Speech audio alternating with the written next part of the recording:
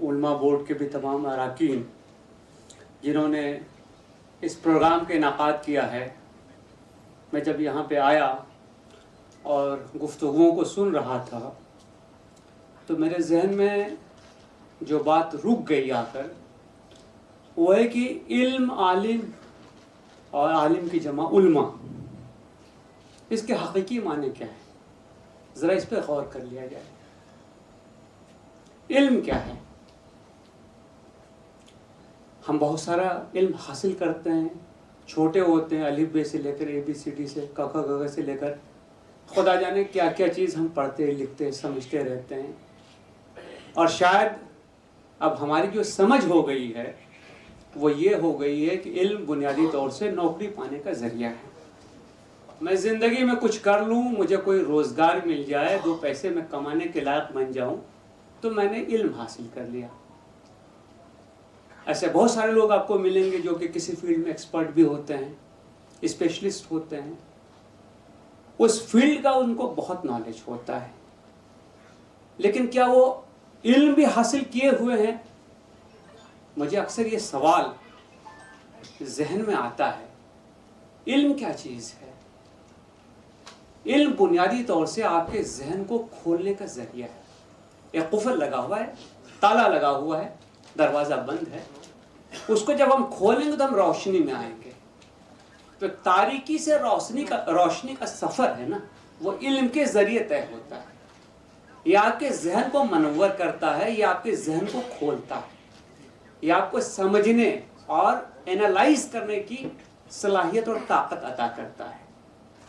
अगर ये सलाहियत नहीं आई, ये ताकत नहीं आई, ये फ़न हासिल नहीं हुआ कि हम किसी चीज़ को डिस्पैशनेटली एनालाइज कर सकें, अपने तमाम बायसेस को बाजू करें, हम जिन चीज़ों को मानते आए, सोचते आए, पहले उसको साइड करें और हम मजर्रत जो बात मेरे सामने है उसको उसकी मेरिट पे एनालाइज करें, तो मैं समझता हूँ कि यही इल्म है। इसी चीज़ की तालीम कुरान ने भी दी और हर बड़ा फिलासफर यही सिखा के गया है कि बायस के साथ हम कोई इल्म हासिल नहीं कर सकते। मेरा झुकाव एक तरफ है तो मैं दूसरी तरफ कोई अच्छाई देखूंगा ही नहीं। जो हमारे यहाँ फ़िक़ा बंदी है, गुटबंदी है और खुदा जाने कैसी कैसी बंदी है, इसकी बुनियाद यहाँ पर है। तो इस मुल्क में जहाँ पर नफरत की फिजा और ऐसी हवाएं चल रही है जिसको संभालना हमारे लिए बहुत मुश्किल है। बुराई का हुक्म तो दिया जाता है तो अच्छाई का भी हुक्म देना यह हमारा फर्ज बनता है। तो इसी को सामने रखते हुए पीस और हारमोनी के मकसद से हर इलाके में हमने ऑल इंडिया उलमा बोर्ड को मजबूत करने की कोशिश की और अल्हम्दुलिल्लाह उसकी पहली कड़ी हमने दिल्ली में इस्लामिक कल्चरल सेंटर में किया था, जिसमें सभी धर्म गुरुओं को हमने। मक्का मदीना है क्या? ये अल्लाह का मुख है जहां से ज्ञान की गंगा बहती है। तो ये अपना हिंदुस्तान है क्या? ये अल्लाह का दिल है पूरी धरती पर, ये हमको समझना होगा। तो इसकी साबिती क्या है?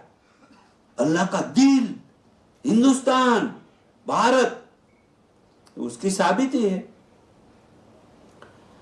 दुनिया में कोई भी ऐसा मुल्क है जहां 3 लाख मस्जिद हो और 20 करोड़ मुसलमान एक साथ अल्लाह की इबादत करता हो? ऐसा दुनिया में कोई 3 लाख मस्जिद वाला देश, इंडोनेशिया में भी 3 लाख मस्जिद नहीं है।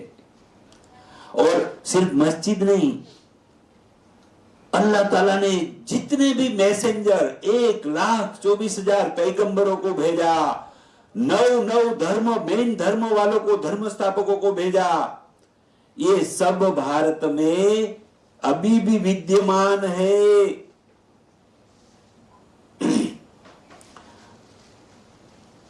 पहला आदम बाबा आदम जी को भेजा, हजरे अस्वद भी कहां उतारा?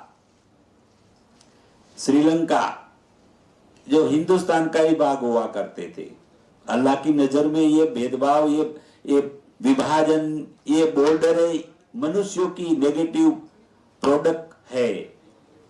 अल्लाह ताला ने कभी धरती पर कोई रेखा नहीं खींची है कि इतना ही एरिया मेरे ये लोगों के लिए होगा। है और दुरूद और सलाम हो ईश्वर के आगे आखिरी राजदूत जनाब मोहम्मद सल्लल्लाहु अलैहि वसल्लम पर। आप यहाँ सब पधारे हैं, उपस्थित हैं बड़ों की बात सुनने के लिए। मुझे भी हुक्म हुआ कि मैं भी चंद मिनट आपके सामने हाज़िरी दर्ज करा दूं, तो इसी ज़िम्न आपके सामने खड़ा हूँ।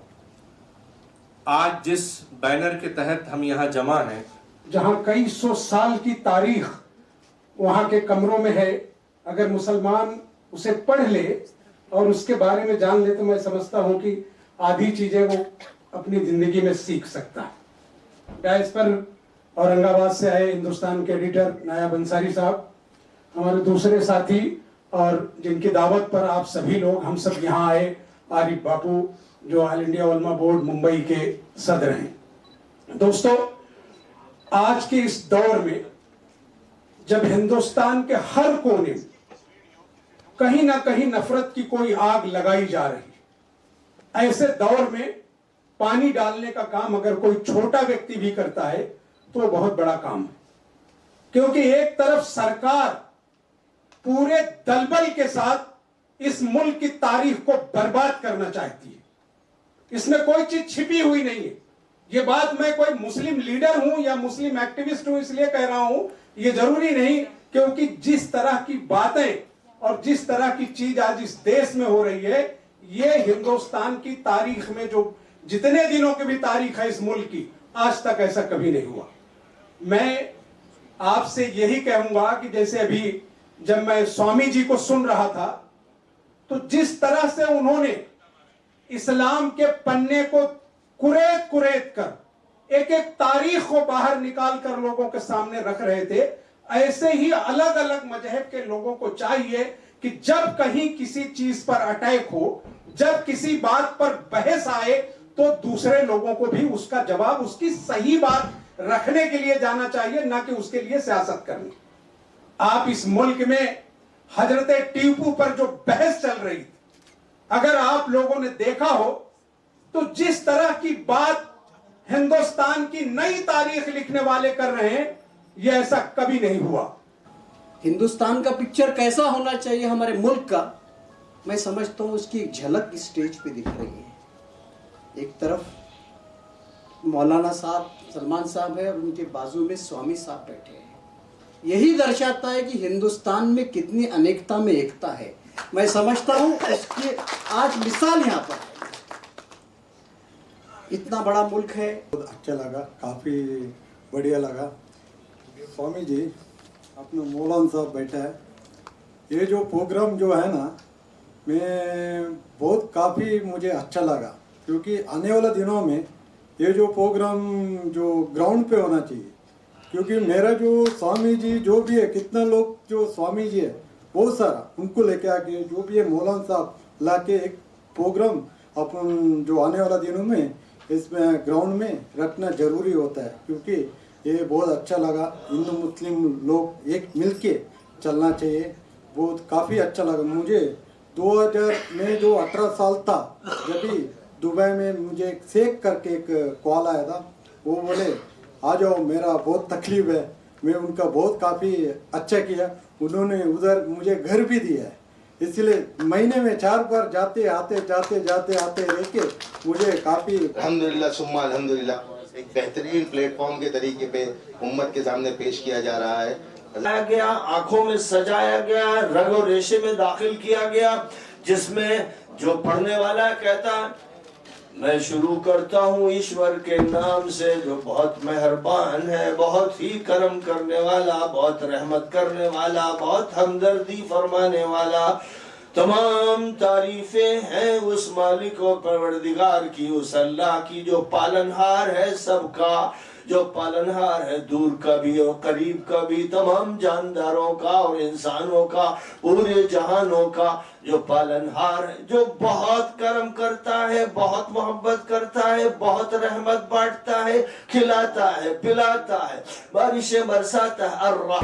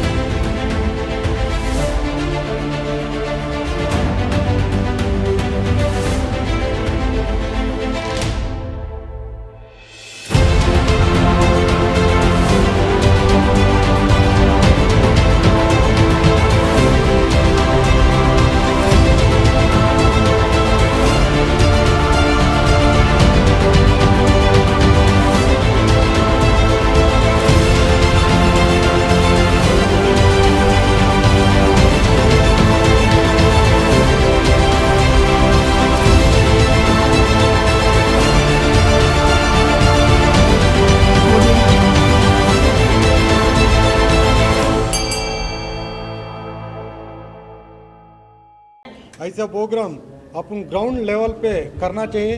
हिंदू जो मुस्लिम जो भी है साथ मिलकर आगे चलना चाहिए। हम लोग का जो साहित्य में कृता तेत्र द्वापर ये सब जाकर चलने वाले कलयुग में जो भी तकलीफ होगा पूरा ऊपर वाले पूरा दूर करके संकल्प किया। आज का शुभ मुहूर्त में सायं पुण्यकाल में ये जगह में कार्यक्रम आयोजन किया, बहुत बढ़िया किया। ये जो कार्यक्रम है और ऊपर लेवल पे होना चाहिए और अच्छा लेवल पे होना चाहिए। स्वामी जी मौलाना साहब सब मिलकर ये कार्यक्रम आयोजन करना चाहिए करके मेरा एक संकल्प है। ये ऐसा कार्यक्रम बहुत बढ़िया बना है, ऐसा प्रोग्राम और आगे चलना चाहिए।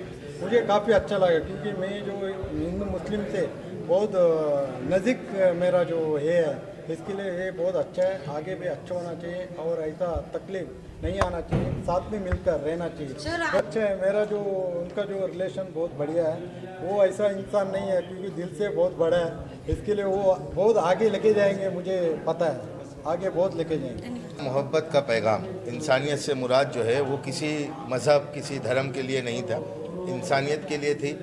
और आरिफ भाई की जो कोशिश है उस कोशिश को लेकर इंशाल्लाह आगे चलेंगे और इस पैगाम को पूरा आलम में फैलाने की कोशिश करेंगे। देखिए, सबसे पहले तो हम मुस्लिम हैं, मुसलमान होने के नाते हमारे ऊपर एक बायलॉज एक शरीयत है और वो शरीयत ये चीज़ सिखाती है कि हम जिस मुल्क में रहते हैं उस मुल्क से मोहब्बत और इस मुल्क के जो कवानीन हैं वो हमको ये सिखाते हैं कि अपनी शरीयत पे चले।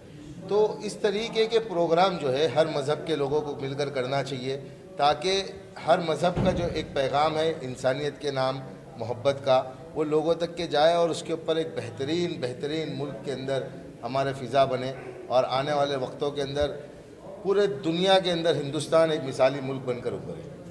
मीडिया चैनल को बताइए एजुकेशन की इम्पोर्टेंस क्या है अमन और शांति की। देखिए, मैं बताया ना कि हर मज़हब का एक कानून होता है, बायलॉज बोलते हैं जिसको, शरीयत हमारे ऊपर है और सबसे पहले अल्लाह के नबी सल्लल्लाहु अलैहि वसल्लम ने मोहब्बत का ही पैगाम बनाया और अल्लाह के नबी सल्लल्लाहु अलैहि वसल्लम को दुनिया में जब आने के बाद में उसके बाद में जो मामलात चले तो अमीन कह के पुकारा जाता था, अमानतदार, और मोहब्बत का ये पैगाम था। तो आज हर मज़हब के मानने वाले को, जैसे हम हमारे मज़हब के मानने वाले के पीछे यकसुई के साथ में उस चीज़ को लेके चलते हैं, वैसे हर मज़हब के एक धर्म गुरु है, उनकी एक एजुकेशन है, उस एजुकेशन को लेके चलना है। लेकिन उस एजुकेशन को लोगों में आम करने की जो सबसे बड़ी जिम्मेदारी है वो उलमा इकराम की।